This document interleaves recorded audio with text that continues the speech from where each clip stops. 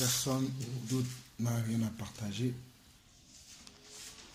moi j'aimerais qu'on continue sur la suite de Malachie, parce que Dieu m'a enseigné beaucoup de choses au travers du livre de Malachie ces derniers temps.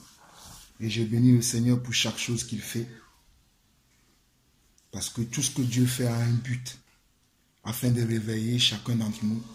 Et Dieu veut nous réveiller, même quand nous voyons les signes qui se passent aujourd'hui dans le monde, c'est parce que Dieu veut réveiller son Église. Avant de lire Malachie, on peut voir dans Matthieu chapitre 24, avant de voir Malachie, on peut voir Matthieu chapitre 24, parce que le Seigneur Jésus a dit qu'avant que je n'arrive, voici, il y aura des signes qui vont se produire.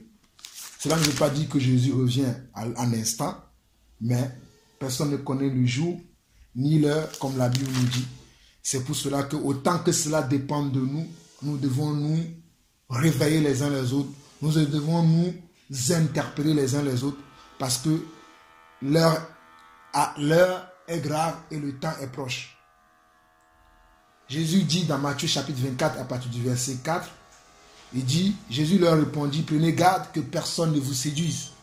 Aujourd'hui, il y a plusieurs séducteurs qui sont venus dans le monde, qui utilisent même les prophéties bibliques pour séduire, et d'autres n'utilisent pas les prophéties bibliques pour séduire, mais utilisent plusieurs choses pour séduire. Mais à nous qui sommes enfants de Dieu, nous devons voir et nous devons savoir quelle est la volonté de Dieu quand nous voyons ces choses se passer autour de nous. C'est pour cela que je disais tout à l'heure que celui qui somnole ne somnole plus, mais qu'il reste éveillé afin de voir quelle est la volonté de Dieu et ce que Dieu veut faire au travers de son peuple, ou bien ce que Dieu veut faire dans le monde.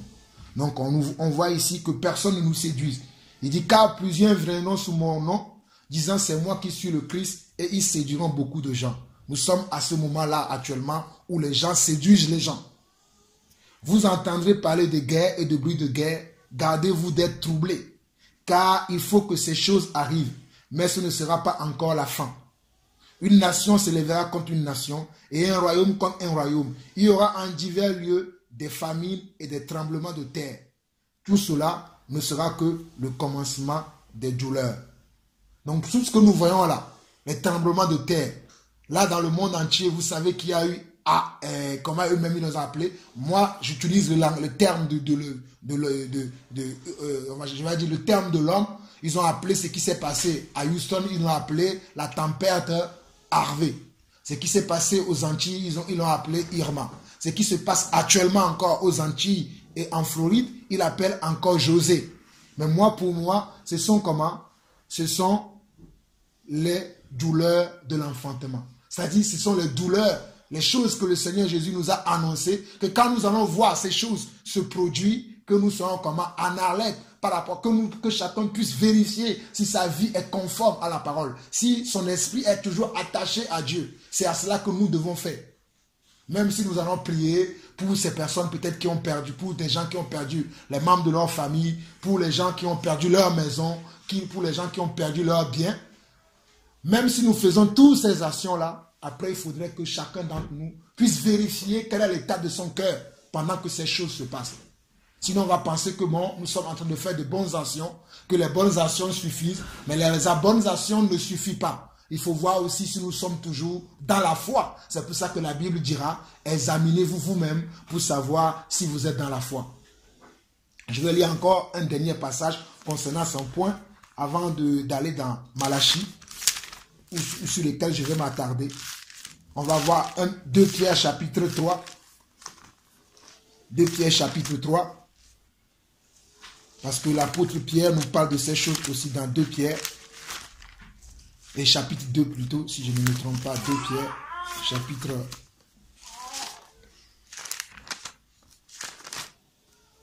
2 Pierre, chapitre...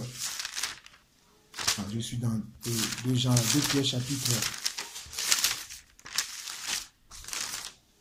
3. C'est bien que c'était le chapitre 3. 2 Pierre, chapitre 3.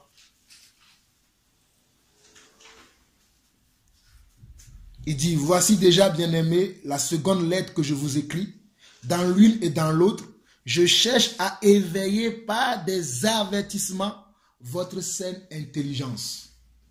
Là, c'est le Seigneur lui-même qui fait des avertissements. Il nous donne des avertissements par rapport aux choses qui se passent dans le monde. Que ce soit les nations qui se lèvent contre les nations, les peuples qui se lèvent contre les peuples, que ce soit même les djihadistes, toutes ces choses-là, ce sont Dieu qui nous donne quoi? Des avertissements. Il continue, verset 2. Afin que vous vous souveniez des choses annoncées d'avance par les saints prophètes et du commandement du Seigneur et Sauveur enseigné par vos apôtres. C'est-à-dire, ce que je suis en train de vous dire là, ça ne date pas d'aujourd'hui. Ça a été annoncé d'abord par qui? Par les prophètes. Ça avait été annoncé par Jésus-Christ et ça a été aussi annoncé par les apôtres. Verset 3. Sachez avant tout que dans les derniers jours, il viendra des moqueurs avec leurs rayis et marchant selon leur propre convoitise. Ils disent où est la promesse de son avènement, car depuis que les pères sont morts, tous demeurent comme dès le commencement de la création. Aujourd'hui, quand on parle de la parole, les gens se moquent de nous. Quand on parle de Dieu, les gens se moquent. Mais sachez que cela est déjà écrit, parce que c'est ce que Pierre est en train de dire ici. Il dit qu'il avertit.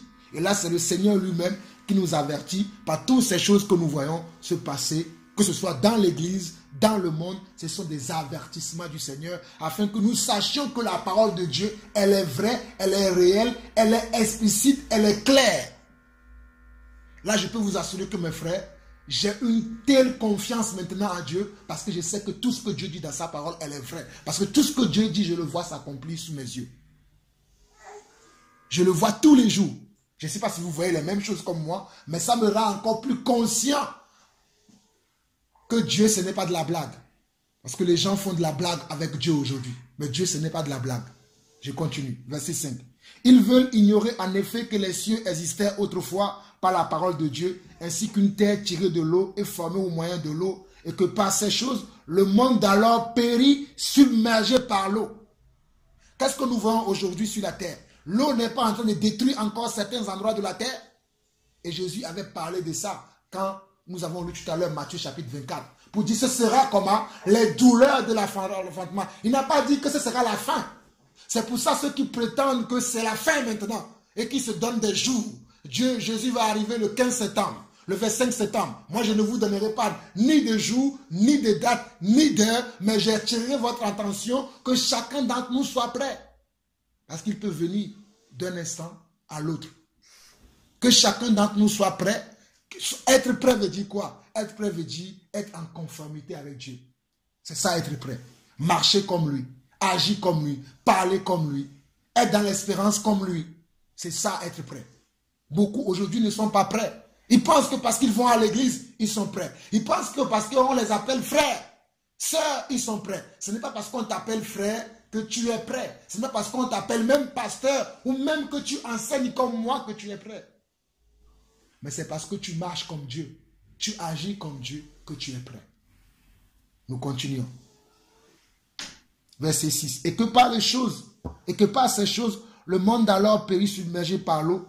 Mais par la même parole, les cieux et la terre d'à présent sont gardés et réservés pour le feu, pour le jour du jugement et de la ruine des hommes comment? Des hommes impies. Mais il y a une chose bien aimée que vous ne devez pas ignorer, c'est que devant le Seigneur, un jour est comme 1000 ans et 1000 ans sont comme un jour. Le Seigneur ne tardera pas dans l'accomplissement de la promesse, comme quelques-uns le croient. Mes frères, ne soyez pas dans les quelques-uns qui croient que le Seigneur tarde dans l'accomplissement de ses promesses, qui croient que le Seigneur n'existe pas, qui croient que quand on parle de Dieu, c'est un mythe, ce sont des histoires qu'on rencontre. Parce que le Seigneur n'est pas une histoire. Le Seigneur est vrai, elle est réelle. C'est pour cela que je priais tout à l'heure que Dieu puisse révéler dans le cœur de chacun d'entre nous, qu'il existe réellement et qu'il est le rémunérateur de ceux qui le cherchent. Dieu existe réellement, mes frères. Si nous regardons même ce que nous lisons et nous voyons ce qui se passe autour de nous, nous pourrons croire ou bien comprendre déjà que Dieu existe réellement. Que ce n'est pas un mythe, ce n'est pas une histoire, ce n'est pas une invention. Certes, il y a des gens qui inventent des choses, mais Dieu, c'est la vérité. Dieu, c'est réel. Dieu ne ment pas. Laissons les gens faire ce qu'ils ont envie de faire. Mais nous, plongeons nos regards dans la lumière parfaite, celle qui est la vérité, la parole. La Bible dit que toutes choses disparaîtront sur la terre. Les belles maisons que nous avons, nos belles voitures, nos belles vestes, nos belles cravates, nos belles chaussures. Mais la parole de Dieu ne disparaîtra pas. C'est avec cette parole que nous serons jugés. Et dans cette parole, il dit le verset 9, et nous allons nous arrêter sur le verset 10, et nous allons continuer dans Malachie, et vous allez comprendre pourquoi j'ai commencé par là, pour après atterrir dans Malachie, parce que Malachie, nous allons comprendre beaucoup de choses. Le Seigneur ne tarde pas dans l'accomplissement de la promesse, comme quelques-uns le croient, mais il use de patience envers vous, ne voulant pas qu'aucun périsse, mais voulant que tous arrivent à la repentance. Le jour du Seigneur viendra comme un voleur. Un voleur qui veut voler ne t'appelle pas pour te dire « Je vais venir te voler le mardi 18 mai. Prépare-toi. » Non, il ne va pas te prévenir. Le voleur ne te prévient pas. Il vient quand tu n'es pas là. C'est pour ça qu'on l'appelle comment? Un voleur. Ou bien même si tu es là, il va venir, il va te voler quelque chose à ton insu. Lorsque tu ne t'attendais pas. Lorsque tu t'es laissé un peu aller, c'est là où il va dérober quelque chose qui t'appartient. C'est de la même manière que le Seigneur va venir. Donc ceux qui disent aujourd'hui, ceux qui annoncent des jours, des dates, des mois, des heures, faisons attention. Je continue. Le jour du Seigneur viendra comme un voleur. En ce jour, les cieux passeront avec fracas, les éléments embrasés se dissoudront et la terre avec les œuvres qu'elle renferme sera consumée. Si vous avez le temps vous-même, vous pouvez relire Matthieu chapitre 24, vous pouvez relire 2 Pierre chapitre, tout le livre de 2 Pierre, vous allez comprendre ces choses parce que nous sommes à ce temps-là maintenant. Qu'on soit chrétien ou non, qu'on soit disciple ou non, nous sommes à cette époque-là. Mais moi, je veux m'attarder maintenant, je ne veux pas parler du monde, parce que le monde, le Seigneur les juge déjà. Mais je vais nous parler à nous. Quel est l'état de notre cœur actuellement? Parce qu'en ce moment, Dieu est beaucoup en train de me parler de mon état de cœur à moi. Je ne sais pas vous, mais moi, Dieu me parle à moi par rapport à mon état de cœur. Je suis en train de faire un travail personnel dans ma vie. Parce que je veux être là où Dieu veut que je sois. Mais est-ce vous, qu'est-ce que Dieu est en train de faire dans vos vies? Mais chacun aura à rendre compte de lui-même. Je rendrai compte de moi, je n'ai pas rendre compte de vos vies. Certainement que je rendrai compte de vos vies, dans le sens où qu'est-ce que je vous ai enseigné. Parce que la Bible dit aussi, quel est l'économe fidèle ou le serviteur fidèle qui donnera comment? La bonne nourriture au moment convenable. Moi, je sais toujours de donner la bonne nourriture au moment convenable. Après ça, le reste, c'est de ce que vous faites de cette nourriture-là. Parce que vous serez jugé en fonction de ce que vous connaissez aussi. Vous serez jugé en fonction de ce que vous avez entendu. Vous n'aurez plus d'excuses devant le Seigneur. Je n'ai pas entendu, je ne sais pas. Dieu dira, je vous avais envoyé. Mes serviteurs, ils vous ont enseigné. Qu'as-tu fait de ce que tu as reçu? Qu'as-tu fait de ce que tu as entendu? Qu'est-ce que tu as accompli? Dieu me posera cette question. De la même manière que Dieu, quand Dieu me révèle les choses, il me dira, je t'ai révélé, tu n'as pas dit. Moi, Dieu me révèle, je parle. Que chacun d'entre nous puisse savoir où il en est avec le Seigneur. Allons, nous avons vu la dernière fois Malachie chapitre 1 et 2. Nous allons voir aujourd'hui Malachie chapitre 3 et 4. Je ne sais pas si nous allons arriver jusqu'au 4, mais en l'occurrence, au moins, voir au moins le 3 parce que il est un peu, l'heure est un peu avancée. Mais voyons quand même le chapitre 3. Et si nous avons le temps, nous irons jusqu'au chapitre 4. Donc, nous sommes à Malachie chapitre 3. Et Dieu dit ceci en Malachie chapitre 3. Et si vous avez des questions, notez-les. Je prendrai le temps aussi aujourd'hui de répondre à des questions. Voici, j'enverrai mon messager. Il préparera le chemin devant moi. Et soudain, entrera dans son temple le Seigneur que vous cherchez. Voici, j'enverrai mon messager. Il préparera le chemin devant moi. Et soudain, entrera dans son temple le Seigneur que vous cherchez. Et le messager de l'alliance que vous désirez, voici, il vient, dit l'Éternel des armées. Qui pourra soutenir le jour de sa venue? Ici, le premier verset nous parle de Jean-Baptiste. Parce qu'on dit, voici, j'enverrai mon messager. Qui le Seigneur avait envoyé premièrement? Il avait envoyé premièrement Jean-Baptiste, afin que Jean-Baptiste vienne révéler que ce n'est pas lui qui était le Messie qu'on devait suivre, mais qu'après lui vient quelqu'un. Et Jean-Baptiste a accompli sa mission. Parce que je me souviens très bien, si nous lisons Matthieu chapitre 3, nous lisons Matthieu chapitre 3 et Luc chapitre 2 ou 3, si je ne me trompe pas, ou chapitre 1, ou Marc ou Jean, nous allons nous focaliser sur la manière dont Jean-Baptiste a parlé de Jésus lorsque Jésus-Christ est venu se baptiser. Lorsque Jésus-Christ est venu se baptiser devant Jean-Baptiste, voici, Jean-Baptiste avait proclamé quelque chose. Il avait dit, voici l'agneau de Dieu qui ôte le péché du monde. Il a dit que moi qui vous parle, Jean-Baptiste, je ne suis même pas digne de délier comment les courroies de son soulier. Et à partir de ce jour, Jean-Baptiste n'avait plus de ministère. Parce que celui qui avait le ministère était lui-même là. Dans la suite, vous savez même que Jean-Baptiste avait même été arrêté. Il était en prison. Et à un moment donné, Jean-Baptiste même avait eu des doutes par rapport même à la prophétie que lui-même il avait donnée. Parce que si vous lisez Ésaïe 40, dans Ésaïe 40, lorsque Ésaïe est prophétisé, Ésaïe avait parlé de Jean-Baptiste qui était la personne qui devait préparer le chemin pour notre roi, celui qui nous a sauvés nous tous. Mais lorsque ce roi fut arrivé et que Jean-Baptiste lui a donné son royauté et que Jean-Baptiste pensait que le roi Jésus devait installer son royaume tout de suite, il avait eu un moment, un doute, il avait envoyé l'un de ses disciples pour aller demander encore à Jésus s'il était vraiment celui qui devait venir. Pourtant, Jean-Baptiste n'avait pas à faire ça. C'est pour ça que je dis que je ne suis pas en train de parler tout à l'heure à ceux qui ne sont pas des disciples, mais je suis en train de vous parler à nous qui sommes des disciples, parce que nous avons reçu tous ces enseignements. Ce que je suis en train de vous dire là, vous le connaissez depuis des années. C'est juste un rappel, comme je vois les apôtres l'ont fait dans la parole. Est-ce que nous doutons de ce que nous croyons parce que la promesse n'est pas encore accomplie?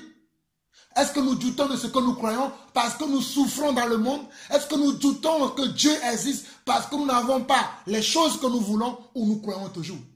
Mes frères, croyez-moi, même si je dois dormir dans la rue, je croirai toujours au Seigneur. Et je sais de quoi je parle. Parce que moi, j'ai vécu dans la situation. Si ce n'est pas le Seigneur, je ne serais pas sorti indemne. Mais c'est le Seigneur qui m'a toujours sorti. Quand je parle souvent, certains de ma famille peuvent dire, oh, tout le monde a vécu ça. Mais tout le monde n'est pas comme Jean-Paul. On peut être tous dans le même endroit, mais on n'a pas tous les mêmes valeurs. Ça dépend du cœur que tu as.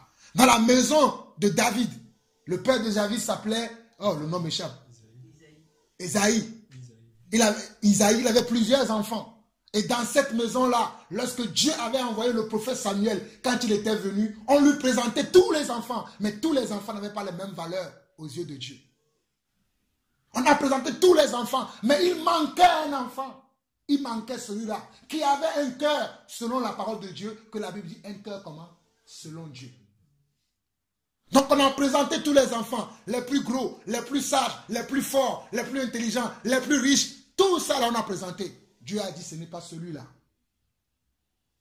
Et quand celui que Dieu voulait, celui qui avait les attributs de Dieu, celui qui avait le caractère de Dieu, quand celui-là fut arrivé, Dieu a dit, oui, c'est lui que tu honnes. C'est pour ça que je nous demande, peu importe ce que nous voyons, est-ce que nous croyons encore à ce que nous croyons ou nous avons des doutes? Moi, je n'ai pas de doute parce que je crois que, oh, la parole de Dieu, elle est tellement vraie, elle est tellement juste, elle est tellement limpide, elle est tellement claire que je prie que Dieu me garde, que je puisse arriver jusqu'à la fin. Parce que la fin est proche. Continuons.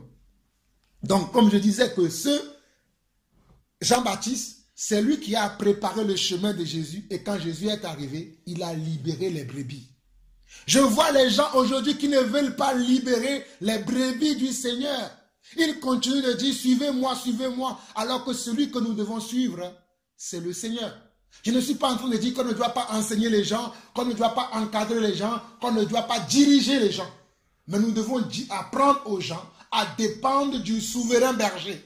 Celui qui est notre souverain berger, c'est qui? Christ. C'est lui qui est le souverain berger. C'est à lui que nous devons faire confiance. C'est à lui que nous devons confier le troupeau. Et non dominer sur les troupeaux, comme je vois beaucoup qui dominent aujourd'hui sur le troupeau. Nous allons comprendre. Le verset 2, il nous dit, qui pourra soutenir le jour de sa venue? Nous continuons.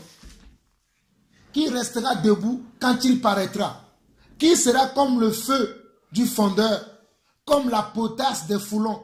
Il s'assiera, fondera et purifiera l'argent. Il purifiera les fils de Lévi et les épurera comme on épure l'or et l'argent, et ils présenteront à l'Éternel des offrandes avec justice. Pourquoi celui-là va paraître? Il va paraître afin de nous purifier. Jésus a paru pourquoi? Beaucoup ne savent pas pourquoi Jésus est paru. Ils pensent que Jésus est paru pour qu'ils aient de belles femmes et de beaux enfants. Je remercie le Seigneur pour ma belle femme et mes beaux enfants, mais Jésus n'est pas paru pour ça. Beaucoup pensent que Jésus est apparu pour qu'ils aient de belles maisons. Je bénis le Seigneur pour les belles maisons que je crois qu'il va me donner, mais il n'a pas paru pour me donner de belles maisons simplement. Il a apparu, Jésus-Christ a apparu, est venu, il est mort à la croix pour que je puisse me purifier. Pour que nous puissions nous purifier au travers de lui. Parce que de nous-mêmes, nous ne sommes pas purs. De nous-mêmes, nous ne pouvons même pas. Mais avec lui, nous serons purifiés. Et nous pouvons offrir des offrandes comment? De justice à Dieu. Nous continuons. Verset 5.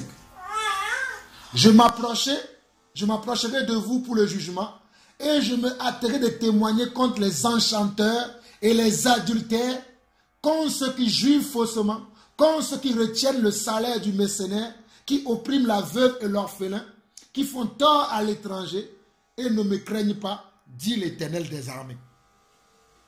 Car je suis l'Éternel, je ne change pas, et vous, enfants de Jacob, vous n'avez pas été consumés. Sachez, vous tous aujourd'hui, que nous qui croyons que nous sommes soit chrétiens, soit disciples, soit croyants, nous sommes des enfants de Jacob. Car Dieu avait dit à Abraham, qui est notre père dans la foi, de ta postérité Isaac, je susciterai quoi? Une descendance. Non pas la descendance charnelle qui est sortie d'Ismaël, mais la descendance, comment? Spirituelle, qui vient d'en haut. La descendance spirituelle qui descend de Jérusalem, elle sort de comment? D'Ismaël. Et vous savez que Jacob est le fils de qui? Je dis Ismaël, Isaac.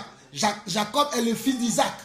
Et nous tous aujourd'hui qui croyons, nous sommes de la descendance de Jacob. Parce que si nous suivons la lignée, Jésus-Christ descend de comment? De David. Que David qui est de lui-même, qui est de la descendance de Jacob.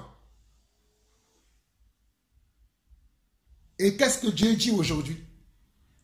Il dit que je m'approcherai de vous. De qui? De vous qui? De vous mon peuple. Pourquoi? Pour le jugement. Le temps de jugement va arriver. Le temps de jugement va arriver dans ma vie. Le temps de jugement va arriver dans votre vie. Le temps de jugement va arriver dans le monde.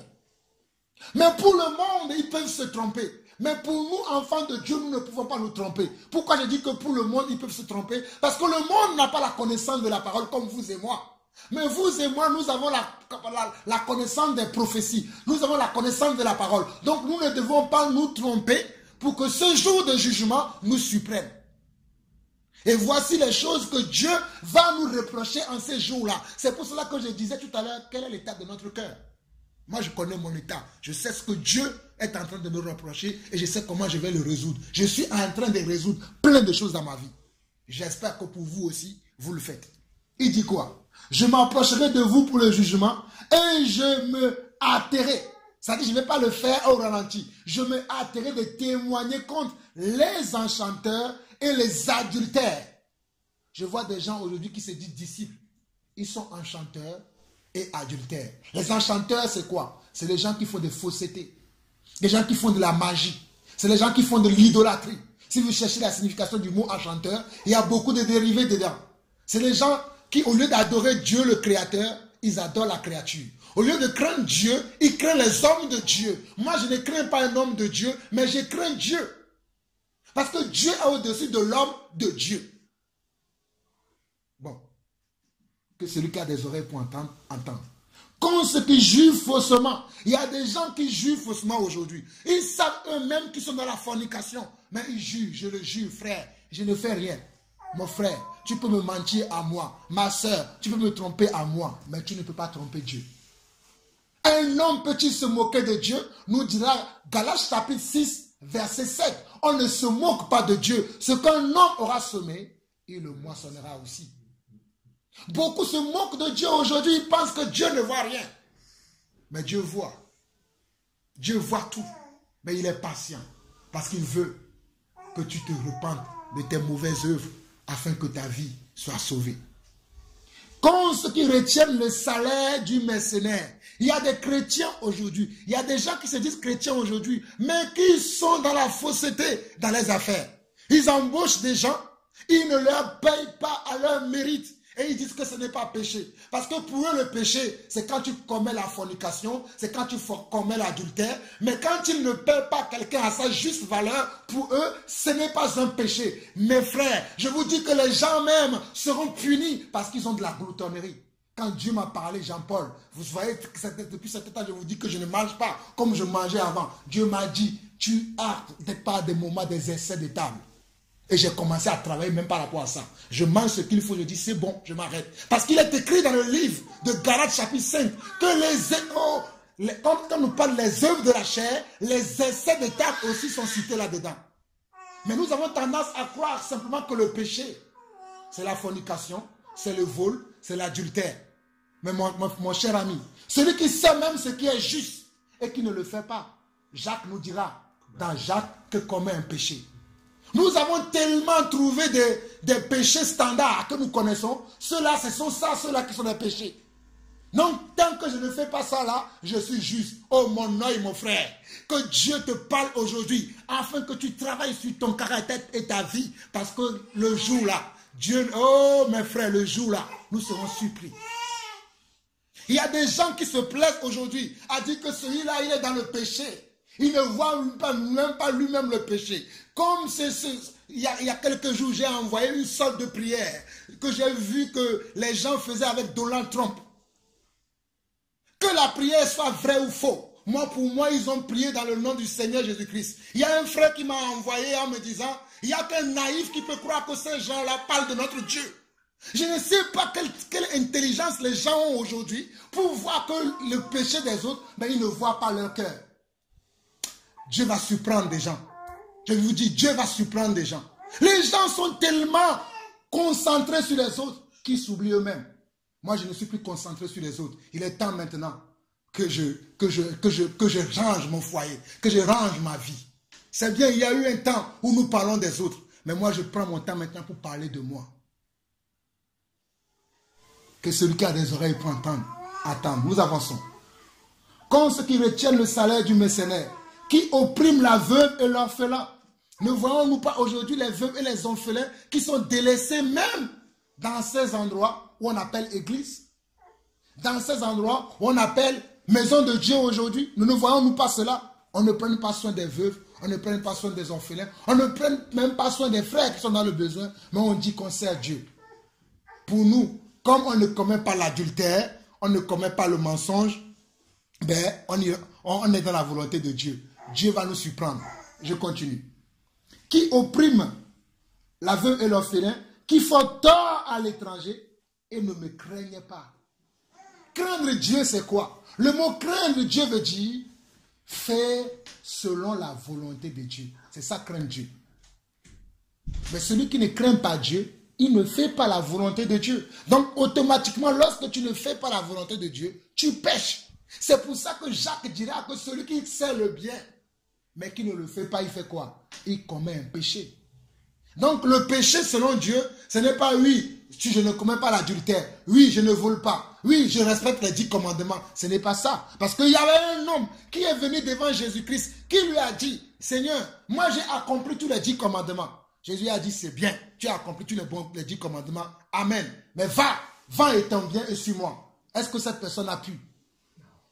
On a compris par là que cette personne-là était encore attachée à quoi? À la terre. Était attachée encore aux choses que nous avons dans ce monde. Donc on ne doit pas s'attacher aux choses de la terre, mais on doit s'attacher à Dieu.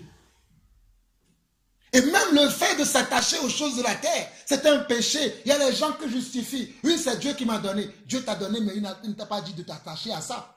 Il y a des gens qui sont tellement attachés aux choses de la terre qui vont trouver des excuses, même pour servir Dieu. Oh, je n'ai pas le temps. Mon travail me prend trop le temps aujourd'hui. Je dois travailler. Alors que ma Bible me dit que mon juste vivra comment? Par la foi. Et Dieu dira que celui qui sert Dieu réellement, qui cherche d'abord son royaume et sa justice, ne cherchera pas son pain, ne mendiera pas son pain, car Dieu aura suffisamment de quoi lui donner à manger et à boire. Mais les gens vont s'attacher tellement à leur travail aujourd'hui qu'ils n'ont même pas le temps de dire merci Seigneur pour la grâce que tu m'as fait aujourd'hui d'être parmi les vivants. Il se lève, il part au travail, il revient, il dort, il se lève, il part au travail, il revient, il dort, il se lève, il va consulter son compte en banque, mais mes euros sont là, gloire à Dieu, amen. Il fait ça toute sa vie, il n'a même pas une seule minute. Je ne lui demande pas d'aller même évangéliser ou bien d'aller témoigner de Dieu, même de dire merci à Dieu, il n'a plus le temps pour ça. Mais il a quand même le temps pour consulter son compte. Il a quand même le temps pour dire à sa femme, je t'aime. Il a quand même le temps pour offrir même des cadeaux à sa femme, à ses enfants, mais il n'a pas le temps pour offrir des actions de grâce à Dieu. Moi, j'ai le temps pour offrir encore. Je ne dis pas ça, cela pour me glorifier, mais Dieu connaît mon cœur. Même si j'ai toutes ces choses, je glorifie toujours mon Seigneur, parce que ces choses ne sont pas à moi. C'est Dieu qui me les a données. Amen. Il peut me les reprendre comme il me les a données. Qu'est-ce que je vais dire? Il a fait avec Job tout ce que Job avait. Job était un homme le plus riche de son temps. Mais Dieu lui avait tout récupéré. Mais Job avait toujours le temps pour glorifier son Dieu. Alléluia. Que celui qui a des oreilles pour entendre, entend la son de la cloche de l'Esprit aujourd'hui. Nous sommes toujours au verset 6. On va continuer par le deuxième passage du verset 6. Depuis le temps de vos pères, mes frères, il n'y a rien de nouveau sur le soleil. Ce qui a été, c'est ce qui est et c'est ce qui sera. Regarde, suivez bien. Depuis le temps de vos pères, vous vous êtes écartés de mes ordonnances. Dieu est en train de parler à qui? À l'église. Dieu est en train de parler à qui? À des sacrificateurs. Les sacrificateurs, si on veut parler de nos jours, ça représente quoi? Ça représente les pasteurs. Mais en même temps, comme nous l'avons vu dans Apocalypse chapitre 1, dans le premier exhortation, on avait vu que les sacrificateurs aussi, c'est nous qui avons cru au Seigneur. Parce que selon 1 Pierre, nous sommes un peuple commun, acquis, une nation sainte pour le Seigneur. C'est nous qui sommes les sacrificateurs. C'est pour ça qu'il dit, depuis le temps de vos pères, vous vous êtes écartés de mes ordonnances. Quand je nous dis souvent que un mauvais père, un mauvais ancien qui va donner un mauvais enseignement, cela va faire que la mauvaise sémence va aller de génération en génération. Parce que l'enseignement qui a été donné depuis le premier ancien a été une fausse doctrine. Donc la fausse doctrine va aller de génération en génération. C'est pour cela que ceux-là qui se permettent aujourd'hui de dire l'autre a fait ceci, l'autre a fait cela, l'autre a fait ceci, l'autre a fait cela, ils ne s'arrêtent pas un peu pour regarder à leur vie. Je leur dis, continuez toujours comme ça. Il y a un temps où on doit s'attendre. On a parlé un peu des autres, c'est bien, mais parlons un peu de toi-même. Toi-même qui parles des autres. Oh, Romain nous dira, toi qui condamnes les autres et qui fais les mêmes choses. Il n'aura pas de... Mes frères, mettons un doigt. Merci le Saint-Esprit. Ce que je dis, c'est valable pour moi-même, Jean-Paul Lawson. Et Dieu m'a dit ça. J'ai dit, ah Seigneur, merci que tu me révèles mon état de cœur vraiment. Romains chapitre 2.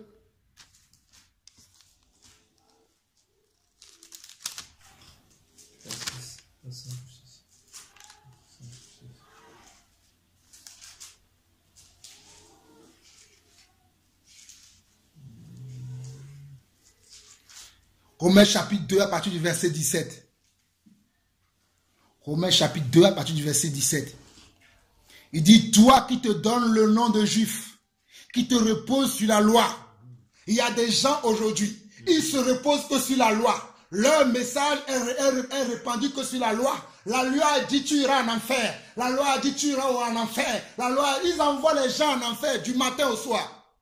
Oui, tu as porté telles choses, tu iras en enfer. Oui, tu as fait ceci, tu iras en enfer. Oui, tu as fait cela, tu iras en enfer. Ok, gloire à Dieu. Continuez à envoyer les gens en enfer. Mais lisons ce que la Bible dit à ces gens, ces catégories de personnes. Il dit quoi? Toi qui te donnes le nom de juif, qui te repose sur la loi, qui te glorifie de Dieu, qui connaît sa volonté, qui apprécie la différence des choses, étant instruit par la loi. Toi qui te flattes d'être le conducteur des aveugles, la lumière de ceux qui sont dans les ténèbres, le docteur des insensés, le maître des ignorants, parce que tu as dans la loi la règle de la science et de la vérité. Toi donc qui enseignes les autres, tu ne t'enseignes pas toi-même. Toi qui prêches de ne pas dérober, tu dérobes. Toi qui te dis ne pas commettre l'adultère, tu commets l'adultère. Toi qui as en abomination les idoles, tu commets des sacrilèges. Toi qui te fais une gloire de la loi, tu déshonores Dieu par la transgression de la loi. Car le nom de Dieu est blasphémé parmi les païens à cause de vous, comme cela est écrit. Je vous en épargne le reste. Si vous avez le temps, méditez-le vous-même. Je vais finir Malachie, parce que le Seigneur veut que je finisse sur Malachie. Alléluia. Gloire à Dieu pour ce que Dieu est en train de nous enseigner. Ça va nous faire du bien.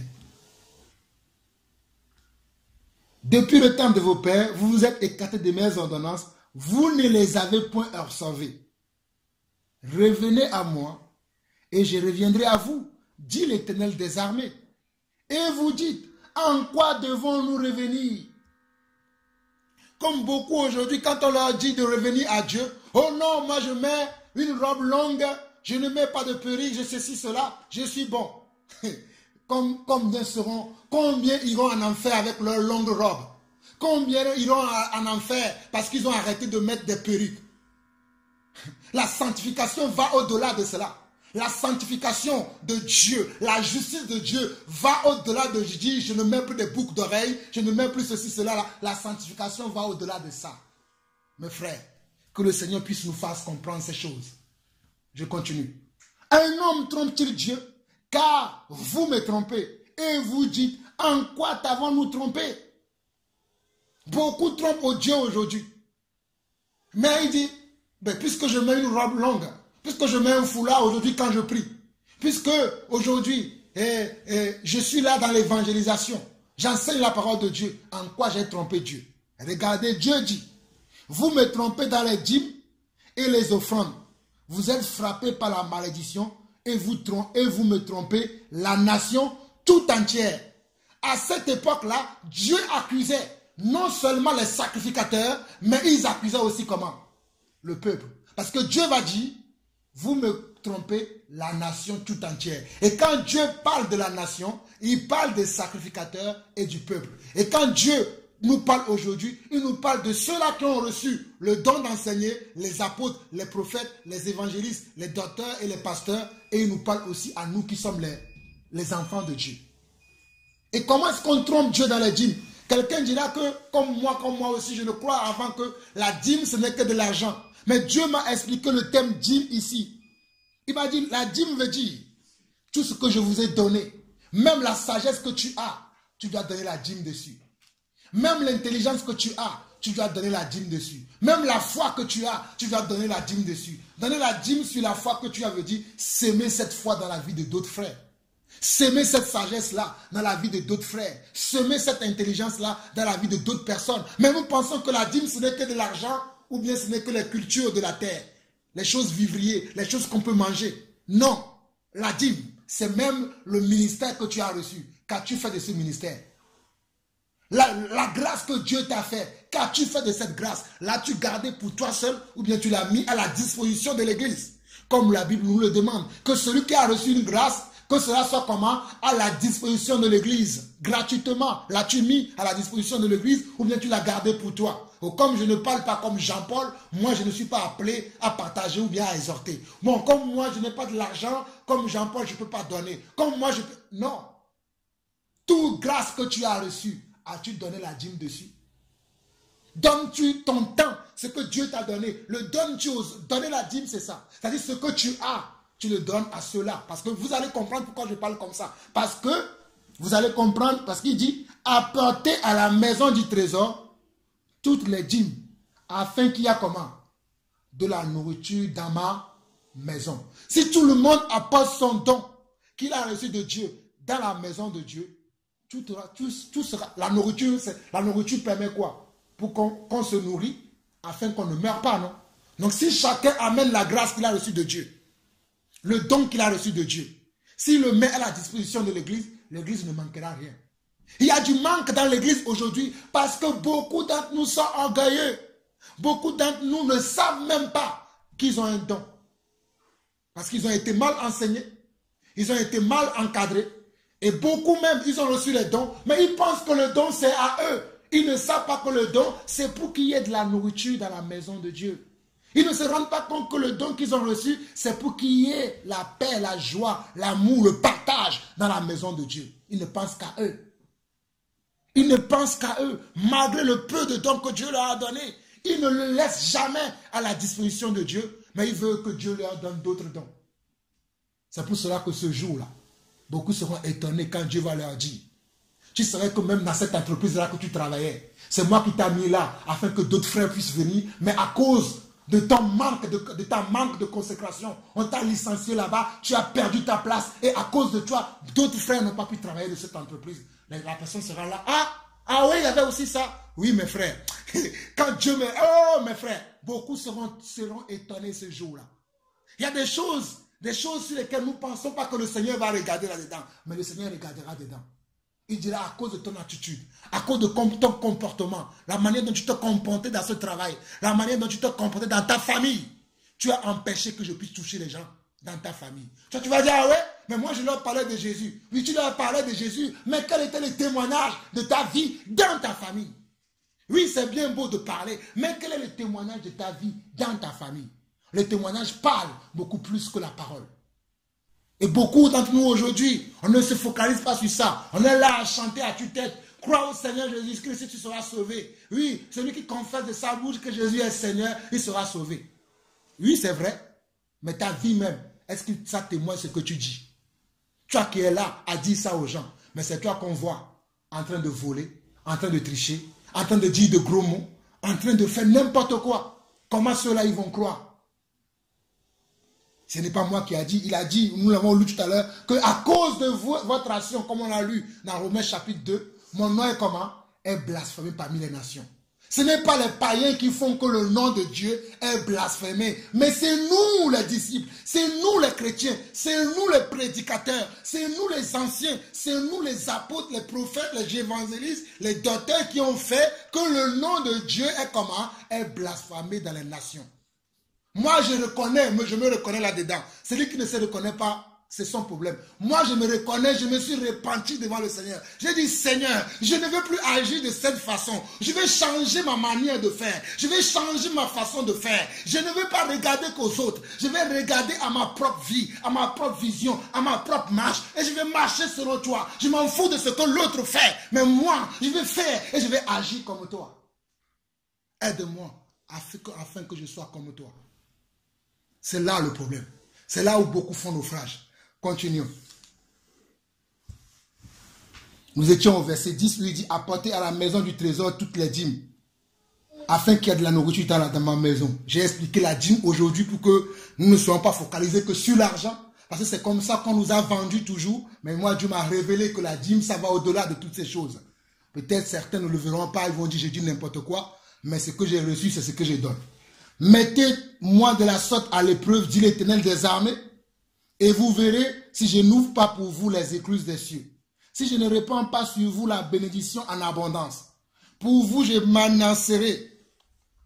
Pour vous, je menacerai celui qui dévore. Et il ne vous détruira pas les fruits de la terre. Mes frères, celui qui sert Dieu dans la sincérité, dans la franchise, dans la lumière. Oh, crois-moi, le diable ne pourra pas détruire tes œuvres. Le diable ne pourra pas détruire ta consécration. Le diable ne pourra pas détruire ta vision. Le diable ne pourra pas détruire tes objectifs. Le diable ne pourra rien détruire en toi parce que tu sers Dieu dans la sincérité, dans la lumière et dans la franchise. Mais lorsque tu sers Dieu dans l'hypocrisie, tu n'avanceras pas. Beaucoup sont hypocrites aujourd'hui. Ils pensent que leur hypocrisie va changer les choses. Les hypocrites, selon la parole de Dieu, n'hériteront pas le royaume de Dieu. Je ne dis pas selon Jean-Paul Lawson, selon la parole de Dieu. N'hériteront pas le royaume de Dieu. Mais beaucoup hypocrites aujourd'hui pensent faire la volonté de Dieu dans leur hypocrisie. Alors que je vois ici, pour Pour vous qui? Vous qui marcherez selon mes paroles, qui n'ont pas abandonné mes préceptes, je ferai quoi? Je menacerai celui qui dévore. Tu n'as même pas besoin de prier. Mais si tu es dans cette volonté de Dieu, Dieu menacera celui qui dévore. Il ne s'approchera pas de ta tente. Il ne s'approchera pas de ta maison. Il ne s'approchera pas de ton mariage, de ton foyer. Lorsqu'il va arriver, le Saint-Esprit le brisera. Le feu de Dieu le consumera. À son approche, il ne pourra pas. Lorsqu'on a pris Shadrach, Meshach et Abednego, ils l'ont jeté dans le feu. Le feu les a-t-il consumés? Est-ce qu'ils ont même prié? Ils n'ont pas prié. Oh Seigneur, aie pitié de nous. Nous prions aujourd'hui pour que le Seigneur ait pitié de nous. Parce que nous ne faisons pas la volonté de Dieu. Faisons la volonté de Dieu, prions, nous allons voir. Les choses vont bouger. Ils étaient là, on les a jetés dans le feu. Dieu s'est manifesté tout de suite. Daniel dans la fosse au lion, Daniel n'a pas commencé à jeûner 40 jours, 40 nuits. Non, parce que sa vie était déjà un jeûne. Oh, j'aime Daniel, j'aime Shadrach, Meshach et Abednego. Quand on les a jetés dans ce tourment-là, Dieu a agi tout de suite. Quand on jette quelqu'un d'entre nous aujourd'hui dans le feu, on va brûler. Mes frères, disons-nous la vérité. On va brûler. Moi, je vais brûler. Parce que je ne suis pas encore là où je dois être. Je le sais. Je suis honnête devant vous. Celui qui veut se tromper lui-même qui se trompe. Que Dieu m'aide à ce que pour que je sois là où il veut que je sois.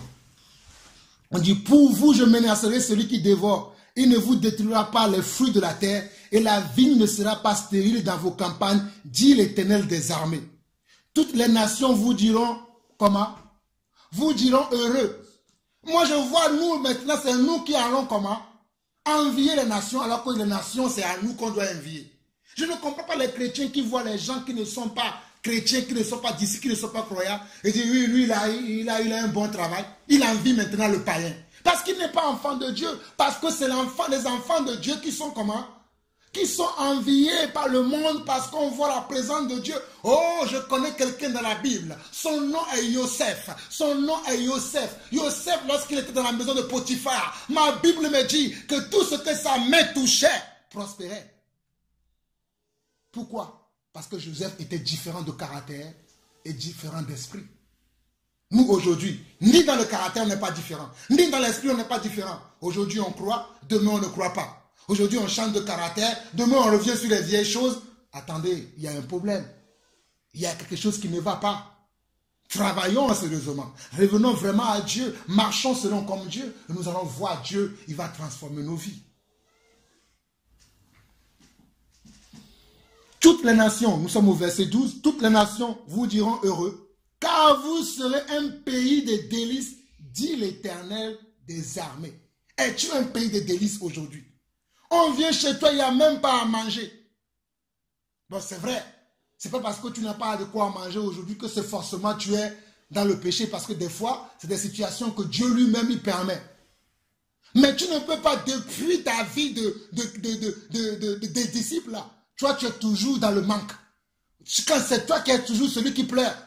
C'est toi qui ne prie jamais pour les gens. C'est toi qui demandes toujours qu'on prie pour toi. Toi, tu ne fais jamais rien. Mais il y a un problème dans ta vie. Pose-toi des questions. Il y a quelque chose qui ne va pas quelque part. Parce que si tout est en place, ta vie sera différente. Mais il y a quelque chose qui n'est pas. Non, soyons sérieux. On continue. Vos paroles sont rudes contre moi, dit l'Éternel. Et quand c'est comme ça, nos paroles deviennent comment? Rudes contre le Seigneur. On commence à murmurer. Oui, Seigneur, si tu m'avais donné cet homme, je ne serais pas ainsi. C'est parce que tu ne m'as pas donné cet homme ou cette femme, c'est pour ça que je suis devenu comme ça. On va commencer à accuser Dieu. Oui, Seigneur, si tu m'avais donné ce travail-là, ou peut-être j'aurais béni beaucoup de frères, peut-être j'aurais béni, peut-être, c'est toujours dans les peut-être. Ce n'est jamais je fais. C'est toujours peut-être. Et on commence à murmurer contre Dieu. À murmurer. Oui, Seigneur. Oui, ceci. Oui, cela. Les murmures. Allez lire 1 Corinthiens chapitre 10.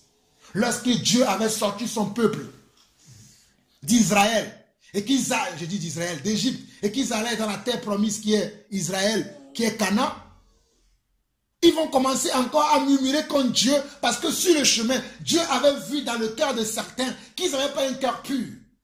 Et Dieu voulait que ce cœur-là qui n'est pas pur soit traité dans le désert. Les hommes étaient encore durs contre Dieu. Ah oui, en Égypte, nous avons les coloquins que nous mangeons. Nous avons les mets délicieux que nous mangeons, mais ici nous ne mangeons que la manne. Qu'est-ce que la Bible va nous dire?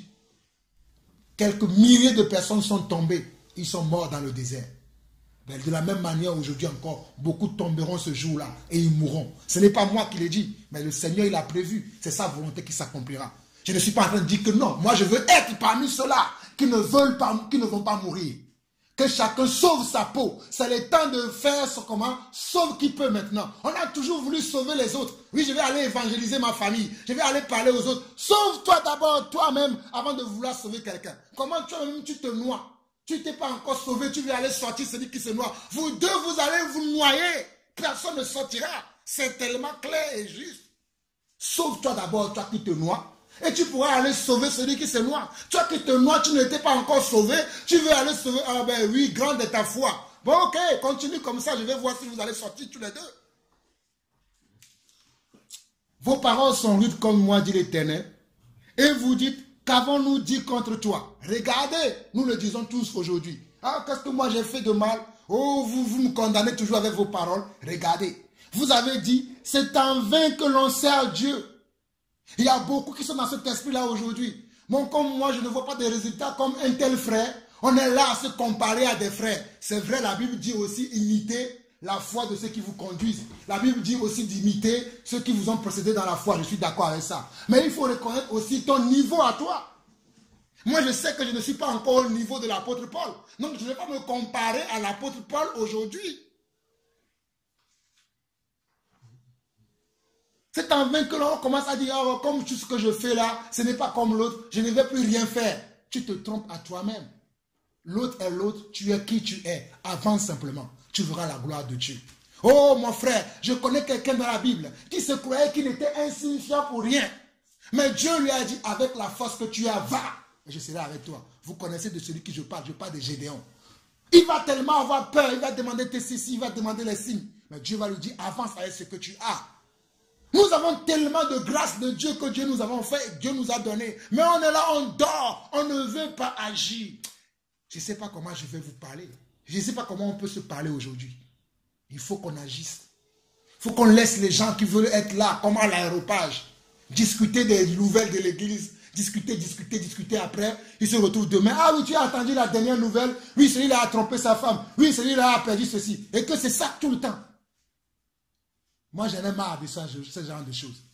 Je veux voir maintenant comment Dieu va m'utiliser pour faire une réforme dans son église. Comme Dieu a utilisé les apôtres pour faire une réforme de l'église. Le jour de Pentecôte, lorsque Pierre a parlé, mes frères, il y a eu 3000 âmes, environ 3000 âmes. Environ veut dire, peut-être c'est plus ou peut-être c'est moins. Nous, on prêche aujourd'hui, il n'y a même pas un seul mouche qui se lève. Et on dit, oui, j'ai la puissance de Dieu. Oh, mes frères, on n'a pas la puissance de Dieu. Nous devons remettre en cause ce que nous croyons que nous avons. On prêche aujourd'hui, il n'y a même pas un seul mouche qui se lève. Je suis d'accord que le Seigneur a dit que dans la fin des temps, les cœurs vont devenir plus durs. Mais à l'époque des apôtres, les cœurs étaient durs, mais il y en avait quand même ceux qui croyaient encore. Nous, on prêche. Limite, les gens veulent même nous jeter dans l'eau. Parce qu'on ne dégage rien. Un homme de Dieu, lorsqu'il parle, oh, je connais quelqu'un, Jean-Baptiste, lorsqu'il parlait, il dégageait quelque chose. Les gens même avaient peur de lui. Toi, tu parles aujourd'hui, les gens n'ont même pas peur. Parce que tu ne dégages rien. Tu es là, c'est ta chair qui est là. Travaillons, mes frères. Il est, oh, bon. Que celui qui a des oreilles, ce qui lui veut avancer, avance. Moi, je sais ce que je veux dans ma vie. Qu'avons-nous à gagner, à observer ces préceptes? C'est ce que certains disent au milieu de nous aujourd'hui. Nous sommes au verset 14 de Malachie 3. Vous avez dit, c'est en vain que l'on sert Dieu. Qu'avons-nous à gagner à observer ces préceptes et à marcher avec tristesse? Parce que lorsqu'on marche dans les préceptes de Dieu, des fois on est triste. Des fois on ne voit pas de résultats tout de suite. Et ça peut nous amener la tristesse. Mais mon frère, abandonne cette tristesse et sois toujours dans la joie. Comme il le dit dans Philippiens chapitre 4, le verset 8. Réjouissez-vous, je le répète, réjouissez-vous. Oh, réjouissez-vous dans le Seigneur. Réjouissez-vous dans le Seigneur. C'est la journée que le Seigneur a faite. Réjouissez-vous et débordez de joie. Moi, c'est la journée que le Seigneur a fait pour moi. Elle est pour moi un sujet de joie. Elle est pour moi un sujet d'allégresse. Même si ce jour représente encore à hier. Même ce jour représente encore avant hier et hier et après hier, je glorifierai toujours l'Éternel des armées. Je ne vais pas commencer à dire, ah oui, j'ai trop fait, mais je ne vois rien. Oui, certes, je ne vois rien, mais je vais continuer à encore faire. Je vais redoubler d'efforts. Je vais changer des choses, mais je ne vais pas dire, qu'ai-je à gagner à observer ces préceptes? Qu'ai-je à gagner à observer ces commandements? Non, j'ai à gagner la vie. J'ai à gagner la foi. J'ai à gagner l'amour. J'ai à gagner, comme je vous le dis, la vie éternelle. Il y a quelque chose à gagner lorsqu'on observe les préceptes de Dieu. Continuez, vous allez voir vous-même. Maintenant, nous estimons heureux les hautains. Oui, les méchants prospèrent. Oui, ils tentent Dieu et ils échappent. Et quand c'est comme ça, on tombe tellement bas qu'on commence maintenant à voir les méchants, à considérer les méchants et à oublier la justice de Dieu, à ne plus considérer les justes. Regardez, il est écrit. Maintenant, nous estimons heureux les hautains. Comment un enfant de Dieu va dire qu'un hautain est heureux? Celui qui est hautain, c'est quoi? C'est la misère, c'est le bâton de Dieu qui l'attend. Mais les enfants de Dieu vont commencer, nous estimons heureux les hautains. Oui, les méchants prospèrent. Ah oui, je vois les méchants de mon immeuble, de ma ville, de mon pays, de mon continent. Ils prospèrent. Ils achètent toujours des voitures. Ils achètent toujours de belles maisons. Leurs enfants sont toujours bien. Mais moi, mes enfants sont toujours malades. Oh, mon frère, ma soeur, je peux te dire, je peux te l'assurer qu'un chrétien peut tomber malade. Un disciple peut être malade. Je connais des disciples véritables qui ont été malades. Même l'apôtre Paul était infirme. Je ne sais pas de quelle infirmité, mais sa parole me dit, dans le livre de Galates, il dit qu'aux Galates, la première fois lorsque je vous ai prêché, c'est pas une infirmité. Malgré l'infirmité, il prêchait. Oh my God. Mes frères, j'ai même envie de parler un autre langage. Oh, l'apôtre Paul, malgré son infirmité, il prêchait Yeshua à Mashiach. Il criait sur tous les toits. Mais nous, aujourd'hui, j'ai mal à la tête. Je ne vais pas parler de Dieu. Je dors. Oh, je n'ai pas le travail. Le Seigneur lui voit. Je ne mange pas. Avec toutes sortes d'excuses. Regarde lui, il ne sert pas Dieu. Regarde comment ils sont heureux avec leur famille. Regarde comment ils font les choses. Regarde comment ils sont. On a toujours des excuses. On a toujours des excuses à dire à toutes choses. Je ne suis pas en train de dire que des fois, il ne faut pas être réaliste. Mais des fois aussi, il faut oser. Je connais des gens qui ont osé. Josué et Caleb, ils ont osé. Ils sont plusieurs personnes à aller visiter cette nation qui leur faisait comment? De la méchanceté. Mais quand ils sont arrivés, les autres ont vu des géants. Mais Josué et Caleb, ils n'ont pas vu des géants. Ils ont vu des gens qui pouvaient battre. Et à cause de cela, leurs noms sont écrits encore dans la parole de Dieu aujourd'hui. À cause de quoi? À cause de l'attitude qu'ils ont eue. On peut tous être dans le même endroit, mais ne pas avoir la même vision. Je vous dis la vérité, on peut tous être dans le même bateau, dans la même ville, dans le même pétrin, mais ne pas voir la même solution. Je le dis encore, je le répète encore. On peut être toujours dans le même problème, nous tous. Être attachés au même problème, sans aucune issue, mais ne pas voir la vraie issue comme tout le monde. C'était le cas de Josué et Caleb. C'était le cas encore des apôtres. Lorsque les gens criaient, oh, les gens ont commencé à prendre peur. Les apôtres, ils allaient encore dans le temple, ils continuaient à parler de Jésus-Christ. Même si on les arrêtait, on les bastonnait, ils continuaient à parler de Jésus-Christ. Paul dira, combien de fois je n'ai pas reçu 39 coups moins 1, 40 coups moins 1. Combien de fois je n'ai pas fait naufrage dans les jeûnes, dans les ceci, dans les cela. Quel est le dernier jour où toi tu as encore jeûné? Quel est le dernier jour où tu as encore gémi parce que tu as témoigné de Jésus-Christ? Quel est le dernier jour où tu as dit non, je vais prier pour les gens? Non, tu vas dire prier pour moi. Je me sens faible, je me sens ceci. Oui, on priera pour toi, mais jusqu'à quand? Oh oui, aidez-moi, on va t'aider, mais jusqu'à quand? Jusqu'à quand on va aider les gens? Moi, je suis prêt pour aider ceux qui sont faibles. Mais sachez qu'un jour, je disparaîtrai. Sachez qu'un jour, les apôtres ont disparu. Mais qui a fortifié les autres? Si eux-mêmes, ils n'ont pas reçu quelque chose avec le Seigneur. Il y a un temps pour tout. Nous continuons. Verset 16. Alors ceux qui craignent l'Éternel, craignons-nous réellement le Seigneur, ou bien nous avons une attitude de celui qui craint le Seigneur, une attitude religieuse. Même dans notre église ici à Évry, je vois les gens qui ont une attitude religieuse parce que je sais, Dieu me l'a dit. C'est que moi je parle maintenant avec beaucoup de diplomatie. Mais je vois des gens dans notre église ici à Évry même, ils ont une attitude religieuse. Oui, tant que je suis là, je mets ma robe longue, tant que je prie, tant que je suis. Mais Dieu lui-même, il les connaît. On nous dit, alors ceux qui craignent l'Éternel se parlaient l'un à l'autre. L'Éternel fut attentif et il écouta. Mes frères, lorsqu'on craint l'Éternel et qu'on parle à l'Éternel, l'Éternel reste comme attentif à ce qu'on dit. Je répète encore, lorsqu'on craint l'Éternel, et je vous ai dit tout à l'heure, la crainte de l'Éternel. La crainte de l'Éternel, ce n'est pas la peur. La crainte de l'Éternel, ce n'est pas l'eau. Ce n'est pas faire des choses dans la...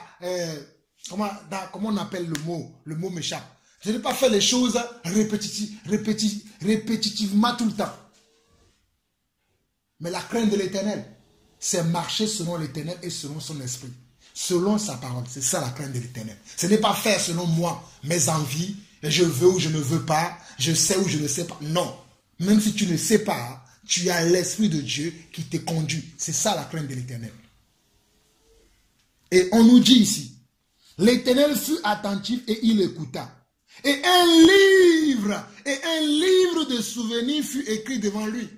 Et un livre de souvenirs. Oh, je prie pour que dans ce livre de souvenirs, qui s'écrit aujourd'hui, qui s'est écrit hier, qui s'est écrit avant-hier, qui s'écrit encore aujourd'hui et qui s'écrira encore demain, que mon nom soit écrit, que le nom de mes enfants, que le nom de mes petits-enfants, que le nom de mes arrière-enfants, mes arrière, 40 000 générations après, soit écrit dans ce livre. Parce que moi, Jean-Paul, je veux servir Dieu. Que Dieu puisse dire à mes arrière-petits-enfants, à cause de vous, oh my God, il y a quelqu'un qui a servi Dieu dans la Bible. Vous le connaissez mieux que moi. Et Dieu a dit à Salomon, à cause de ton père, David, je maintiendrai ton royaume. Il y a, oh mes frères, j'ai la chair de poule. Quand on sert Dieu, il y a des choses qui se passent. Quand on sert Dieu, je ne dis pas quand on fait semblant de servir Dieu. Il y a des gens qui font semblant de servir Dieu. Non, je ne parle pas de ça. Quand on sert Dieu réellement, efficacement, sérieusement, rigoureusement. On doit servir Dieu avec la rigueur, pas dans la médiocrité comme je vois les gens aujourd'hui. Mais on doit servir Dieu avec rigueur. L'autre jour, je me suis levé le matin. Je n'ai même pas mangé. Je ne dis pas ça pour me glorifier. Je vous donne des exemples. Je n'ai même pas mangé. j'ai quitté ma maison à 9 h. Je suis parti à 45 km de chez moi pour parler de Dieu à des gens. Je suis resté jusqu'à 18 h 30. Il y avait un moment donné, les gens même à qui je parlais, il y a un parmi eux a dit, ça fait depuis 4 heures que le frère nous parle, a-t-il mangé? C'est à ce moment-là que j'ai mangé. Je n'ai pas commencé, en partant de ma maison, je n'ai pas commencé à dire, si je vais là-bas, est-ce que je vais manger? Parce que je ne considérais pas mes intérêts. Je ne pensais pas à mon ventre. Pour moi, je dois parler. Lève-toi et parle. Je suis parti, je vais commencer par parler. Et même c'est les gens qui n'arrivaient plus à supporter. J'ai dit, moi, je suis encore capable de continuer encore. Mais j'ai vu que là, ça pesait trop. Là où je suis arrivé là, ce qu'ils ont attendu aujourd'hui, l'esprit m'a rendu témoignage. C'est bon, vous continuerez après. Et je suis parti. Et je fais ça plusieurs fois. Des fois, je vous parle comme ça. Que moi, c'est comme ça que je sers Dieu. Je n'attends pas que Dieu vienne, qu'il y ait un bâtiment, qu'il y ait 8000 personnes. Quand je vais être devant là-bas, en train de j'éculer, c'est pour ça, comme ça, je vais voir que je sers Dieu. Non. Ce jour-là, si je ne vous ai pas dit là, vous ne saurez pas. Mais j'ai servi Dieu. Et beaucoup sont en train de faire ça aujourd'hui. Personne ne les connaît. Ceux qu'on connaît, c'est ceux qui se lèvent, qui crient à tue-tête, je sers Dieu, je sers Dieu, je sers Dieu, je sers Dieu. Oui, il y en a ceux parmi eux qui servent vraiment Dieu, je le sais. Mais il y en a aussi qui sont là pour amuser la galerie. Moi, je ne veux plus amuser la galerie. Il y a eu un temps, oui, j'amusais la galerie. J'étais comme les comédiens, les Jamel Debbouze, tout ça là. Mais c'est bon. Le temps de la récréation est fini maintenant. Il faut qu'on soit sérieux dans l'œuvre de Dieu. Il y a des gens qui attendent que toi, simplement, tu parles. Non seulement que tu vas venir et dire, peut-être tu vas venir simplement, tu ne vas même pas parler de Dieu, mais juste tu vas rendre visite à quelqu'un. ça va toucher la personne. Tu vas prendre ton téléphone, comme ce matin, Dieu a mis dans mon cœur, appelle le frère, un tel. J'ai pris mon téléphone, je l'ai appelé. Je pensais que je vais l'appeler pour 5 minutes. On a parlé pendant 2 heures. J'ai même prêché en parlant. Pourquoi? Parce que j'ai juste pris mon téléphone pour parler. Servir Dieu là. Nous avons besoin d'ouvrir vraiment nos yeux. Parce que nous ne faisons pas ce que nous devons faire. Nous continuons. Il dit, ici l'Éternel fut attentif, il écouta et un livre de souvenirs fut écrit devant lui. Pour ceux qui craignent l'Éternel et qui honorent son nom. J'aime honorer le nom de Dieu. Parce qu'on ne blague pas avec le nom de Dieu. Mais beaucoup blaguent avec le nom de Dieu aujourd'hui. Et qui honore, comment on honore le nom de Dieu? Ben, en marchant selon sa parole. En étant attentif à Dieu. En restant là où Dieu veut que tu sois. Si Dieu veut que tu sois le nez, sois le nez. Ne cherche pas à être l'œil. Ah oui, toi tu es partout. Non, Dieu veut que tu sois le nez, celui qui sent juste les choses. Ah, moi je veux être l'œil. Bon, ok. Tu veux être l'œil. Est-ce que tu as payé le prix pour être l'œil? Parce que l'œil a un prix. Il faut un prix à payer. Tu ne veux pas payer le prix, mais tu veux quand même les bénéfices. Tu veux quand même les grâces qui vont avec. Non, il faut payer le prix. C'est le temps pour que chacun d'entre nous paye le prix. Nous avançons. Ils seront à moi, dit l'Éternel des armées. Nous sommes presque à la fin. Nous verrons le chapitre 4 plus tard. Mais si vous avez le temps, méditez vous-même les livres de Malachie. C'est le dernier livre de la Bible, mais j'ai appris beaucoup de choses. Malgré que j'ai lu ce livre plusieurs fois dans ma vie. Mais je sais pourquoi Dieu m'a encore permis ces derniers temps à le méditer. J'ai appris beaucoup de choses là-dedans. Ils m'appartiendront au jour que je prépare. Regardez, ceux qui craignent Dieu, non seulement leur nom sera écrit dans le livre de souvenirs, et vous savez que dans le livre d'Apocalypse, chapitre 21, on nous parle d'un livre qui sera ouvert. Et ici, on nous parle encore, c'est ce même livre qui est annoncé dans le livre d'Apocalypse, c'est ce même livre dont on nous parle ici. Dans le livre d'Apocalypse, ça s'appelle le livre de vie. Et ici, on l'appelle le livre de souvenirs. Oh, je veux que mon nom, le nom de mes enfants, de mes petits-enfants, de mes arrière-petits-enfants, de toute ma descendance, soit écrit dans ce livre. Comme ça, quand je serai le jour là, dans ce royaume, je vais voir toute ma lignée, je vais dire, oh Seigneur, j'ai fait un bon travail. Il y a certains d'entre nous, nous serons tout seuls dans la lignée, parce qu'on n'a rien fait. Ben oui, certes, vous allez dire, oui, c'est comme certains, j'entends souvent, oui, tant que je suis, c'est bon, orgueilleux que tu es. Tu n'as pas le temps pour prier pour le reste de ta descendance, pour payer les prix. Oui, voici, moi j'y rentre, c'est bon. Oui, toi tu rentres. S'il y a quelqu'un qui a prié pour que toi aussi tu sois là, il y a quelqu'un qui a payé le prix pour que tu sois là, toi aussi paye le prix pour que d'autres soient là et toi. Non, on ne veut rien faire. Puisque moi je suis là, c'est bon. Continuons dans cette mentalité. Moi je n'ai pas cette mentalité. Ce n'est pas la prétention. Ceux qui ne connaissent pas l'évangile vont dire, regardez les prétentieux là, ils bavardent, ils bavardent. Oui, qu'ils pensent ce qu'ils veulent. Mais on verra ce jour-là au ciel. Eh mes frères, je vais tellement danser. Si vous êtes là, vous allez voir. Je vais tellement danser quand je vais voir. Ceux-là qui aiment toujours dire, oui, prétentieux, ceci, cela, là, quand je vais danser. Oui, vous me disiez prétentieux. Regardez. Vous avez quoi? Rigolons avec Dieu. Verset 17. Ils seront à moi, dit l'Éternel des armées. Ils m'appartiendront au jour que je prépare. J'aurai compassion d'eux. Comme un homme a compassion de ses fils qui le servent. Et vous verrez de nouveau la différence entre le juste et le méchant, entre celui qui sert Dieu et celui qui ne le sert pas. Dieu va mettre quoi? La différence entre ceux, quand Dieu dit celui qui sert, cela veut dire celui qui craint Dieu. Parce que lorsque tu crains Dieu, tu sers Dieu. Savez-vous ça? Lorsque tu es en train de craindre Dieu, parce que nous pensons que servir Dieu, c'est peut-être prêcher comme je prêche là, c'est peut-être aller donner de l'argent, c'est une forme de service de Dieu. Mais lorsque tu crains même Dieu, c'est-à-dire quand Dieu dit, ne sois pas en colère, et que la colère vient, tu apaises ton cœur, tu dis à la colère, je ne veux pas que tu m'attaques, je refuse la colère, tu es en train de te servir Dieu, le sais-tu? Lorsque la convoitise vient dans ton cœur, tu parles à toi-même, mon cœur, je refuse de convoiter. Non, je sais, non, je ne veux pas. Tu es en train de craindre Dieu, tu es en train de servir Dieu. Et Dieu dit qu'il mettra de nouveau, parce que Dieu a toujours mis de la différence entre ce qui sert Dieu et ce qui ne le sert pas. J'ai plusieurs exemples à vous présenter, mais je n'ai pas de temps, je ne veux pas crier trop parce que vous connaissez toutes ces choses. Ce ne sont que des rappels que je nous fais. Si je pars à partir du Nouveau Testament et du commencement, entre Abel et Caïn, Dieu a-t-il mis de la différence ou pas? Caïn était mort, mais un mort parlait encore. Oh waouh! Il faut servir Dieu pour être comme ça. Aujourd'hui, les gens meurent, personne ne parle d'eux.